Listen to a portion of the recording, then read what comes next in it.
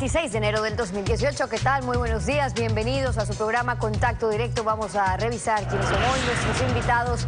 Nos acompañan Tarcisio Granizo, ministro de Ambiente. La pregunta 5 del referéndum sobre prohibir la minería metálica en áreas protegidas, zonas intangibles y centros urbanos. Hay reparos de las cámaras de la pequeña minería. Y la pregunta 7 de la consulta sobre el Yasuní. La vamos a revisar.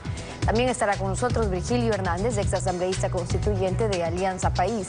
Volver al espíritu de Montecristi plantea la pregunta 2 del referéndum sobre la reelección por una sola vez para todas las autoridades de elección popular.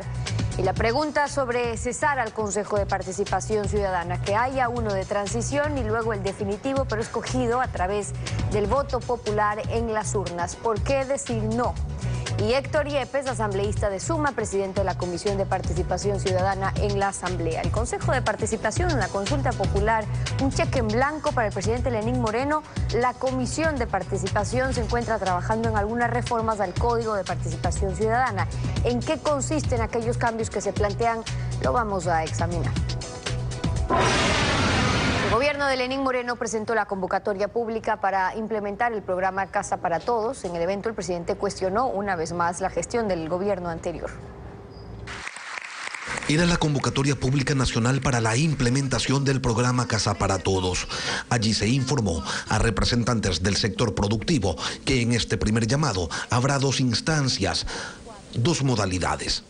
Haciéndose socio en suelo público para desarrollar ahí soluciones, o entregando al programa Soluciones Casa para Todos desde sus propios proyectos. Se dijo que el 60% de las casas serán rurales, que el 60% también se construirán en la costa. El presidente de la República, Lenín Moreno, encabezaba el acto y, como está en campaña abierta, identificó las razones por las que algunos de sus excoidearios se han adherido a la campaña por el no. Y ahora entiendo por qué alguna gente está tan decididamente y tan obcecadamente con una propuesta tan extraña y tan rara como la que proponen. Están siendo extorsionados, así de simple. Dijo que el jefe de Estado debe ser un ejemplo para los ciudadanos y no como ocurría antes. Si el ejemplo es un matón de barrio que sale a la calle buscando con quién pelearse, los ciudadanos también se han de comportar así y han de aumentar la criminalidad, y ha de aumentar las violaciones, y ha de aumentar los femicidios, pues. Porque todo el mundo cree con derecho de comportarse como se comporta el mandatario. Inclusive bastante más allá. Habló de coimas y de sobreprecios. Compartió los comentarios que le hacen los interesados en invertir en la refinería del Pacífico, donde el gobierno anterior dijo haber gastado 1.500 millones de dólares. Por respeto no se han reído. Aquí no hay 500 o 600 millones de dólares, señor presidente, me han dicho. O sea, no era poco. La refinería de Esmeraldas, que costó 2.200 millones de dólares, dicen los expertos que no costó más allá de los 1.000 millones. Y todavía los 1.000 millones lo hicieron mal. El presidente Moreno a ratos encripta los mensajes, por ejemplo, como cuando se refiere a Venezuela sin nombrarla. Y si es que alguna queja tenemos con algún país, no hay que hacerlo, pues, ante los medios de comunicación para hacer alaraca. Hay que hacerlo en los foros que corresponden. Naciones Unidas, OEA, UNASUR. Ahí hay que denunciar la falta de democracia que estamos sintiendo en algunos países. El exceso de muertos que ya nos está preocupando. El exceso de presos políticos que nos preocupa también. Esas, las declaraciones de un presidente que, como está en campaña, también canta. Porque aún en tiempos del reformismo. Sí. Yo voto con el corazón. Hay cosas que nunca cambian. Dile sí. La actualidad, los protagonistas, el análisis y la información. En Contacto Directo. ¿Qué tal, Lenín? Buenos días, ¿cómo te va? Muy bien, Estefi, buenos días para ti y para nuestros amigos televidentes. Hoy nos acompaña también Tarcisio Granizo, ministro de Ambiente. Ministro, muy buenos días. La consulta popular del próximo 4 de febrero trata sobre la lucha contra la corrupción desde distintos ámbitos. Refiere también a la reactivación de la economía desde la recuperación de una de sus actividades más inclusivas. Habla sobre la defensa de los derechos de los niños y también sobre la protección del medio ambiente. La pregunta 5 específicamente señala lo siguiente. ¿Está usted de acuerdo con enmendar la Constitución de la República del Ecuador para que se prohíba, sin excepción, la minería metálica en todas sus etapas en áreas protegidas, zonas intangibles y centros urbanos, como lo establecido en el anexo 5? Le pregunto, señor ministro, se busca añadir este inciso al 407 de la Constitución, pero no se elimina la potestad del presidente de la República de ordenar la actividad extractiva previa autorización de la Asamblea Nacional, tal como ocurrió en el Yasuní, con excepciones así. ¿Quién garantiza o qué garantiza una protección real al medio ambiente? Bueno, en primer lugar, muchas gracias por la invitación. En efecto, lo que queremos es precisamente blindar a nuestras áreas protegidas de la posibilidad de cualquier tipo de minería. Lo que buscamos es precisamente eliminar esa excepcionalidad que estaba en la Constitución, que nos decía que en caso de que se declare de interés nacional una actividad de este tipo podría realizarse. Lo que estamos es eliminando eso.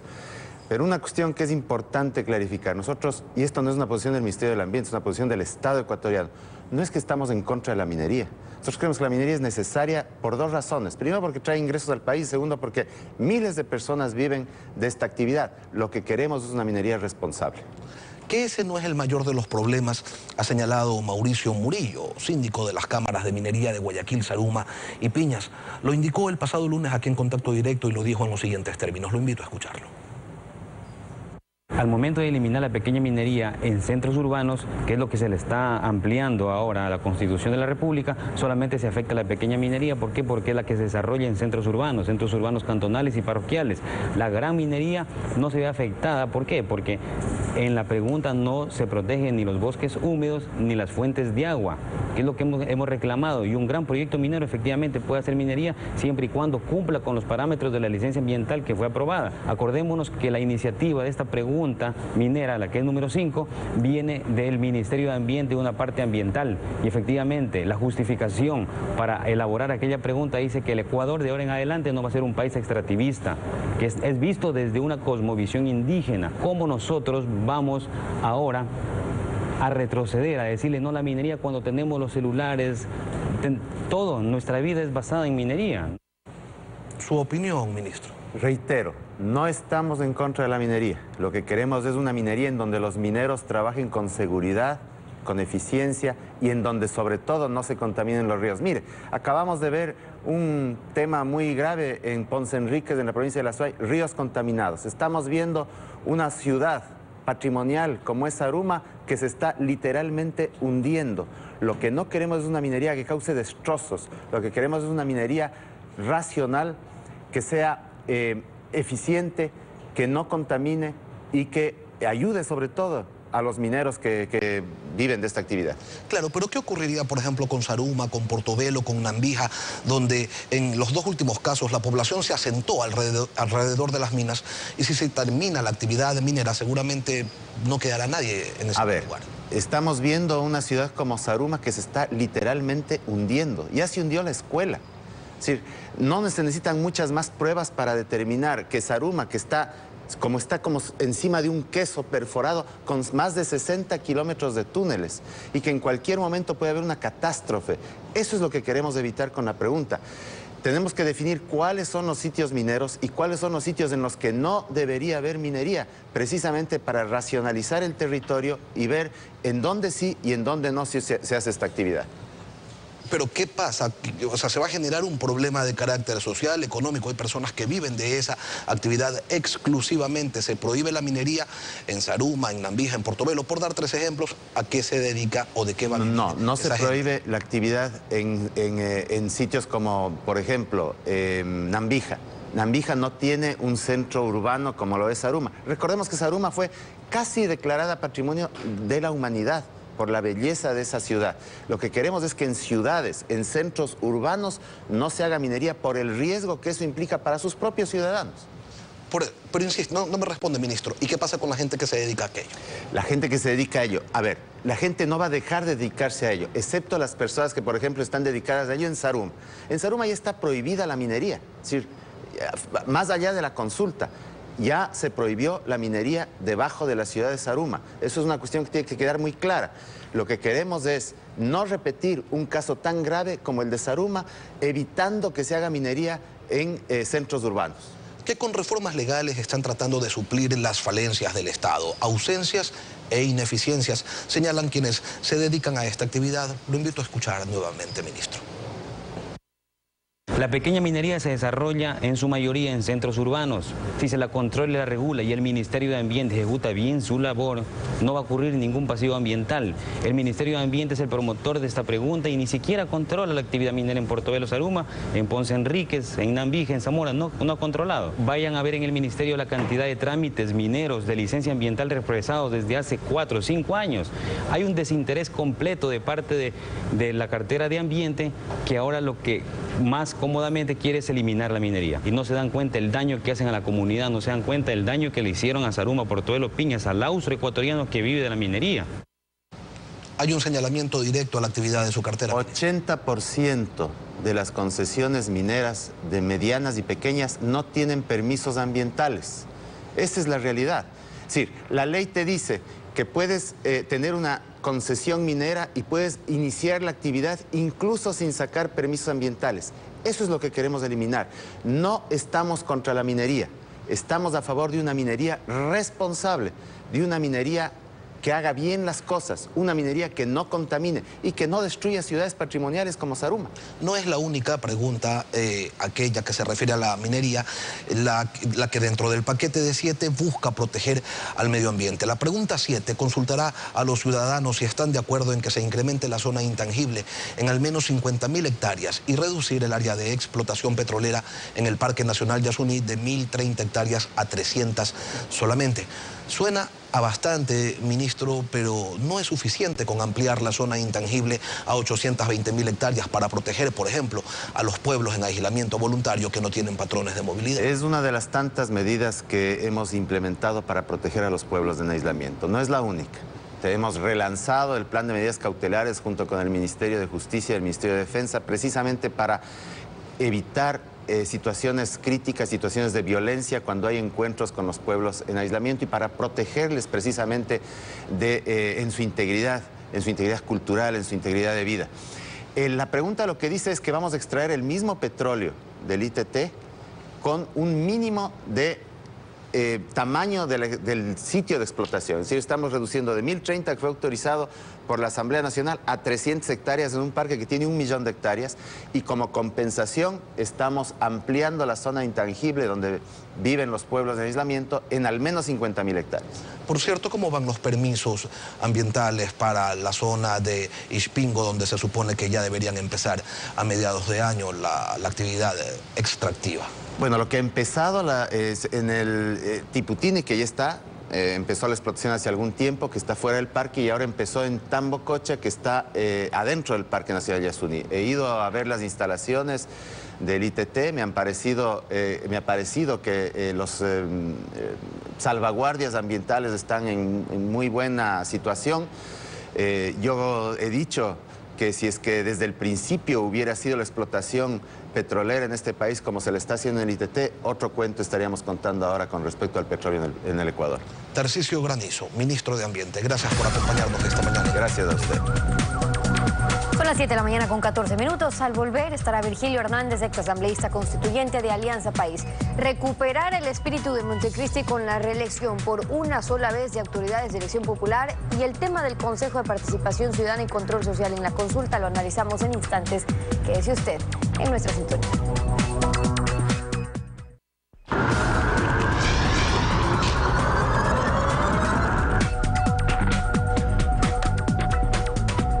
Virgilio Hernández, exasambleísta constituyente de Alianza País, bienvenido a Contacto Directo. Muy buenos días, siempre un gusto. Gracias por acompañarnos. En el tema de la reelección indefinida que se preguntará en la consulta popular, cuando ustedes aprobaron la reelección indefinida, dijeron que eso era necesario para garantizar la continuidad del proyecto político. En ese entonces significaba que Rafael Correa pueda volver a candidatizarse. Pero ahora, Virgilio, que hay un nuevo gobierno, se propone volver a cambiar la Constitución porque, claro, ya el nuevo gobierno no tiene ese interés. Y entonces, la lección no sería más bien el que haber aprendido que modificar constituciones a favor de un proyecto político no le hace ni le hizo nada bien al país. ¿No es mejor volver a lo que sí se definió en Montecristi en base a principios? Muy buenos días, un gusto.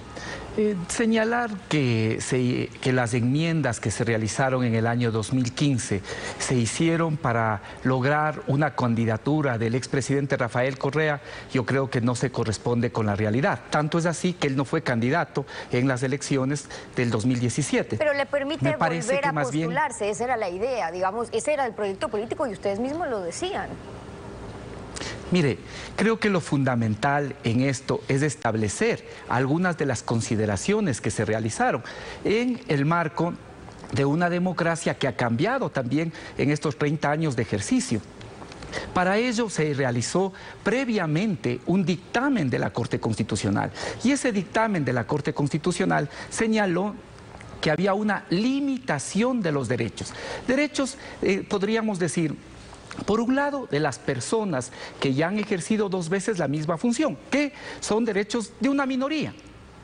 Pero fundamentalmente dijo que esta posibilidad de la libre postulación solo se concreta si el pueblo ecuatoriano vota por esos candidatos que se someten a la reelección. De tal manera que me parece lo central en esta pregunta es sobre todo cómo la ciudadanía ejerce su posibilidad de reelección como mecanismo de control social. Si yo creo que un mandatario cumplió con su pueblo, que efectivamente cumplió ese mandato, no se alejó de ese pueblo, yo le premio con la reelección. Si en cambio considero que ese mandatario se alejó de lo que propuso en campaña, se alejó de sus mandantes, se alejó del programa, yo le castigo con la no reelección. Y esto además se pudo corroborar en las elecciones del 2014.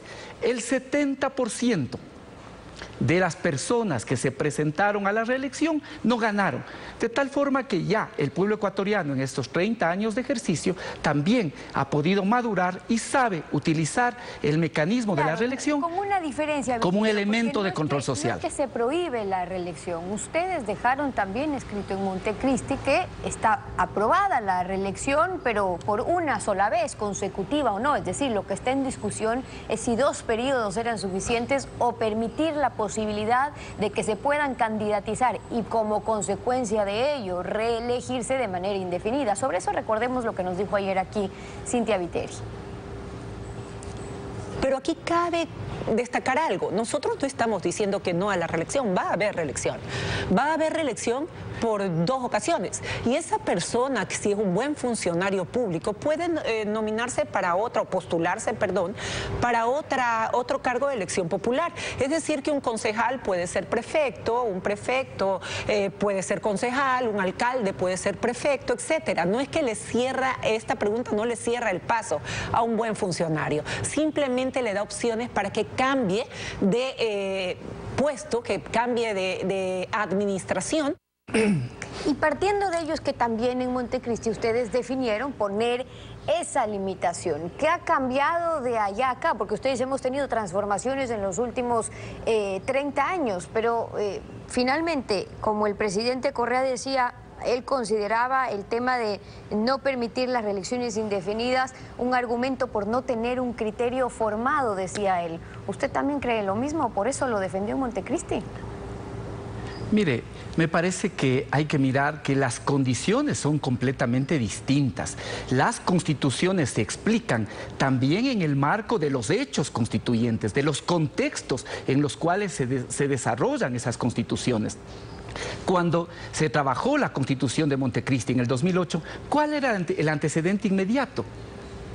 Que veníamos de 10 años de profunda inestabilidad, 10 años en los cuales, según como se cuente, podríamos decir que tuvimos hasta 10 presidentes de la República. Obviamente, en esas condiciones era imposible pensar en otra forma que no sea la reelección hasta por un periodo. ¿Qué es lo que ha pasado en el Ecuador en los siguientes años? Que se puede comprobar que la estabilidad también puede ser beneficiosa para el país. Cuando se discute este tema, mire, yo creo que es importante señalar que, por un lado, hay una desconfianza del pueblo, de esta capacidad de elección del pueblo, pero por otro lado, también hay una especie de colonialismo mental. Cuando esto pasa en países europeos, cuando pasa en Alemania, en Francia, en España, ¿de qué se habla? De que hay madurez democrática. Si esto se discute, en cambio, en América Latina, se señala que efectivamente se está buscando perpetuidad, que es del caudillismo, todos estos elementos. Inmediatamente, obviamente, me podrán decir, claro, pero en esos países hay otro régimen político, ahí se funciona con regímenes parlamentarios. Pero ese argumento es para peor, porque en los regímenes parlamentarios, quien tiene la mayoría tiene también el control del gobierno. Por lo tanto, solo es posible ejercer el gobierno en la medida que se tenga mayoría parlamentaria. Ahora, con algunas diferencias sobre ello, en efecto, porque habría que analizar... En América Latina lo que ha pasado es básicamente que han sido las condiciones de contexto las que no han permitido que se desarrolle este mecanismo que puede ser utilizado como una forma de control social. Por un lado podría responder a ello, pero la historia de los países más bien es distinta. Es decir, ¿me escucha ahí, Virgilio? ¿Me escucha mejor ahí? Vamos a ver si recuperamos ese retorno en Quito. Virgilio, ¿nos escucha ahí? Bueno, le decía a Virgilio cuando él hacía la diferencia entre los regímenes parlamentarios democráticos, a diferencia de lo que ocurre en nuestro país, que es un elemento de la democracia representativa, también el acceso al poder. Veamos si podemos poner el audio en el estudio de Quito para que nos pueda escuchar Virgilio con ese retorno. Y dice que más bien se lo afecta ese acceso al poder, Virgilio, ¿nos escucha ahí? Cuando una persona quiere perennizarse en un cargo y hace más bien uso de todas las ventajas del Estado candidato para poder lograrlo. Compite con ventaja, con efectos de la acumulación de poder, si el acceso a fondos estatales, hasta la posibilidad de hacer maniobras jurídicas de conveniencia cuando están en el poder. Por eso es que usted hace referencia a la mayoría de países, por eso es que la mayoría de países no la aplican, indefinida así. Nosotros mismos hemos puesto ese límite.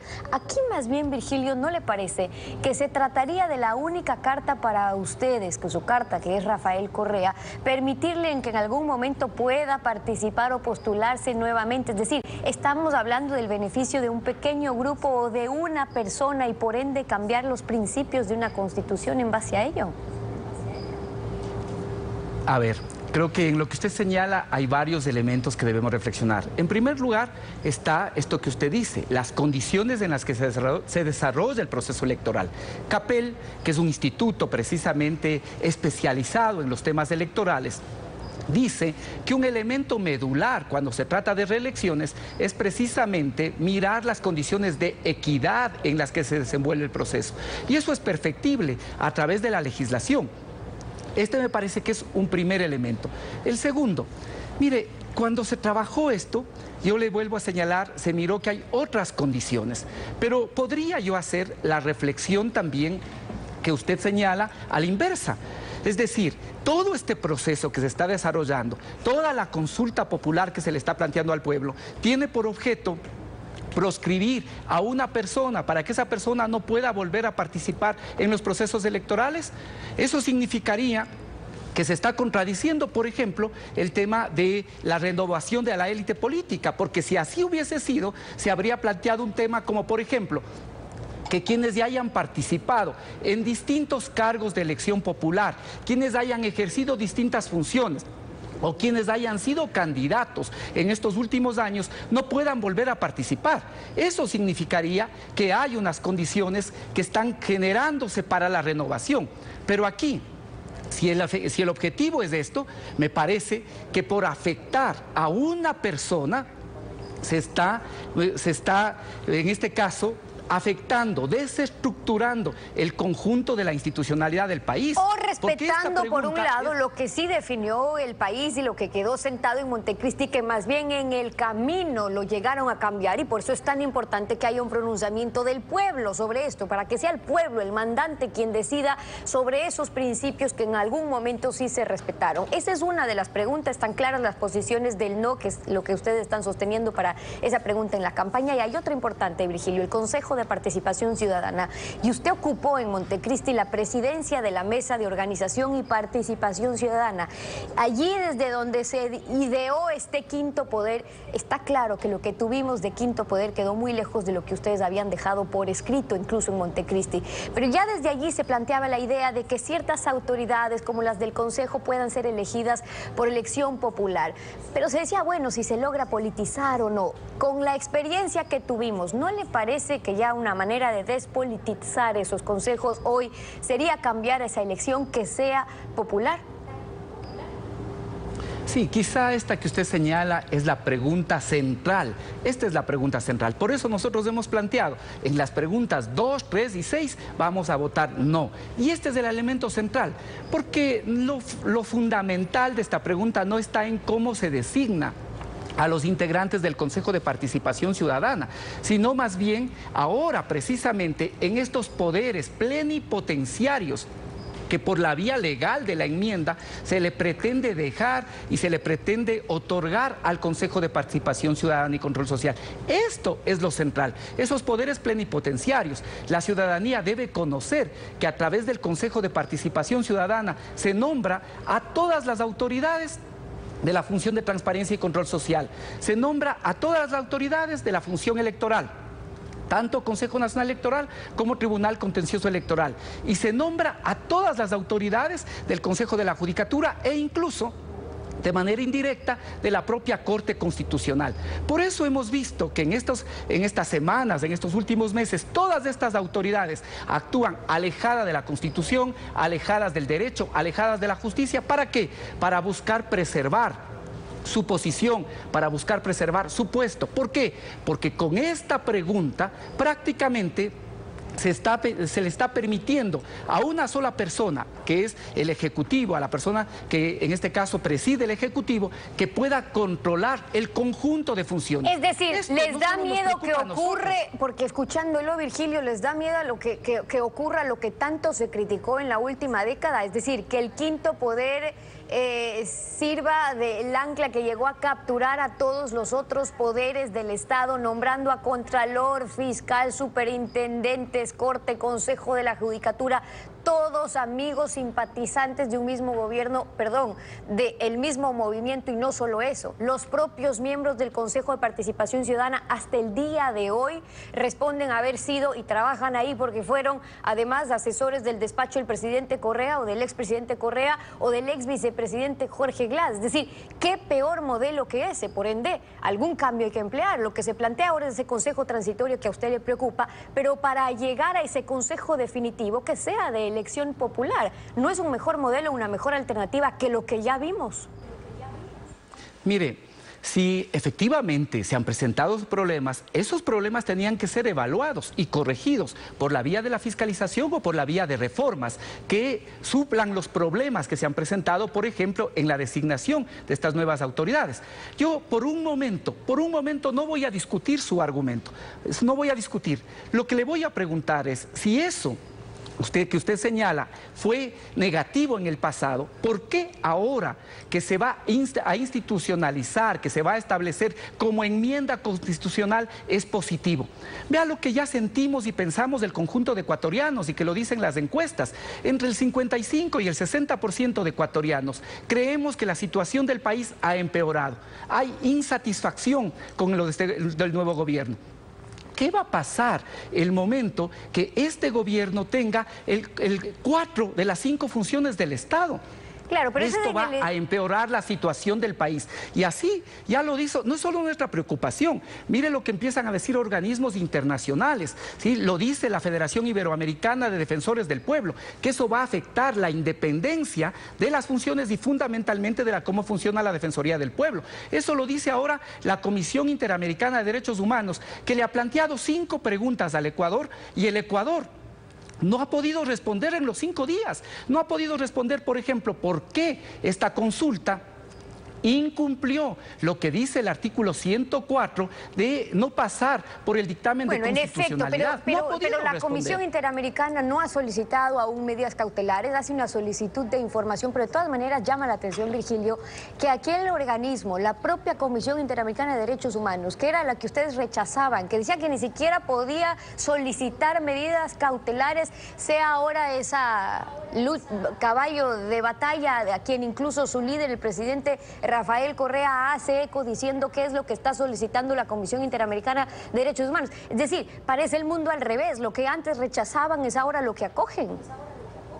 No, a ver, en esto yo quiero ser absolutamente claro. Lo único que hacía es decirle que esta preocupación no solo es nuestra preocupación. Esta pregunta pone al Ecuador al borde de un estado de facto, porque permite una concentración por la vía política, por la vía de la enmienda de todas las funciones del Estado. Respecto del tema de la comisión, yo voy a ser enfático. Lo decía antes y lo digo ahora. Yo no creo que la comisión tiene capacidad para dictar medidas cautelares. Sí. Eso sí, y siempre lo hemos reconocido, la comisión puede pedirle a la Corte que se establezcan medidas provisionales. Por eso nosotros decimos que vamos a votar no en la pregunta 2, en la pregunta 3 y en la pregunta 6. Son las respuestas de Virgilio Hernández, exasambleísta constituyente de Alianza País. Hoy en Contacto Directo, como siempre, gracias por haber estado con nosotros. Siempre gusto. 7:34, una pausa y cuando regresemos, Héctor Yepes, asambleísta de Suma, presidente de la Comisión Legislativa de Participación Ciudadana. Hablamos sobre ese Consejo de Participación en la consulta popular. ¿Por qué decir sí, en cambio, a los cambios planteados en esta pregunta? Que es en nuestra sintonía. Nos acompaña a esta hora el abogado Héctor Yepes, asambleísta por la provincia del Guayas. Dentro de lo que fuera la coalición Creo Suma, preside la Comisión de Participación Ciudadana y es precisamente la participación ciudadana, el Consejo de Participación Ciudadana y Control Social, uno de los temas más polémicos de la consulta popular, que es una carta abierta para que el presidente Moreno haga lo mismo que antes ocurrió con Correa y entonces termine poniendo a sus amigos, señalan incluso quienes respaldan el no. ¿Cuál es su criterio, abogado? Buenos días. Muy buenos días, Lenin. Muy buenos días a todos los ecuatorianos que nos ven a esta hora.